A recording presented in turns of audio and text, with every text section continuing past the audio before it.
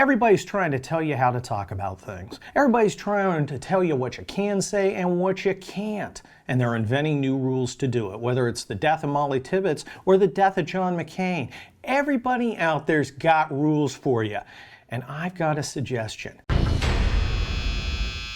We're paying the price of illegal alien crime. But wait a minute, we're not supposed to talk about Mollie Tibbetts. Why aren't we supposed to talk about Mollie Tibbetts? Two reasons. First, we're not supposed to paint a picture of a whole group of people as criminals just because one of them does it.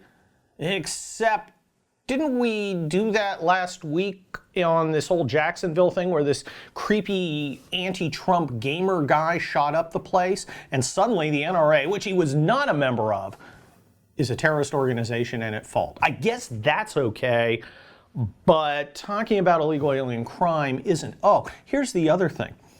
Some members of Mollie Tibbetts' family have come out and they'll post on Facebook and they say, we don't want you to besmirch Mollie Tibbetts' memory by using her as an example of illegal alien crime. Stop!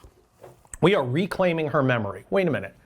How's that work? We're now not supposed to talk about an American citizen who was murdered because a relative says she doesn't want us to. Is that the rule? Is that the new rule? Because I'm not sure how this new rule works. I didn't know that a family was somehow able to morally obligate us to not talk about a significant and important issue. But apparently they do, because liberals just sort of make up rules as they go along, rules that always seem to work to constrain us, but never seem to constrain them. How does this work anyway? Okay, so let's assume this person's a cousin. If that's like a second cousin who can assert it, can a first cousin override it? What if a brother says, I want you to talk about how my sister was murdered by illegal aliens, and another sister says, I don't want you to talk about how my sister was murdered by illegal aliens? What's the rule here? How does this work? It's like the insane clown posse in Magnets. I'm baffled. And why am I baffled? Because it's all a lie, it's all a scam, it's all designed to shut you up. Similarly, we're seeing the same kind of thing with the death of John McCain. Now, John McCain was a complex individual. I hit him hard while he was alive.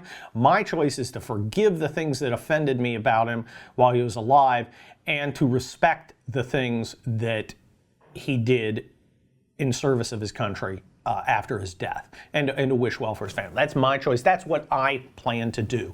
But the media's out there telling you you've got to do more. You've got to be angry with Donald Trump because Donald Trump's not saying enough stuff about this guy who, frankly, they hated each other. But we're now supposed to be all upset with Donald Trump because he is doing it's just being quiet. He's just not saying anything. And that's bad. But of course, if he said something good, he'd be a hypocrite and a liar. If he said something bad, he'd be dishonoring the dead. And this whole flag thing about John McCain, these are the same people who just spent the last year telling us that the most patriotic thing to do was disrespect the flag. And now we're supposed to raise the flag, and then the law says this, but you're supposed to ignore that and then have a proclamation. Do you see how it's confusing? Do you see how they create new rules about everything designed to trip you up? You can never be sure. You can never be sure you're not violating some rule. If you don't say the right thing, you're the worst person on earth. Or if you do say it, you're the worst person on earth. With Mollie Tibbetts, if you're talking about her, you're terrible and disrespecting the dead. Now, wait a minute. Kate Steinle's family wants us to talk about the death of their daughter. Aren't we morally obligated to do that? No, of course not, because that's something that conservatives might support. So you see what these new rules are? It's a giant scam. It's a giant grift. It's designed to ensnare you and wrap you up and silence you. Now, I have my own rule. Are you ready for it? Ready? Brace yourself. How about I do, say, think, and feel exactly what I damn well please, and if you don't like it, you can kiss my ass. Join me here twice a week here on YouTube for free with Take That for Kurt Schlichter. And go find me on Town Hall every Monday and Thursday, and go get my new book.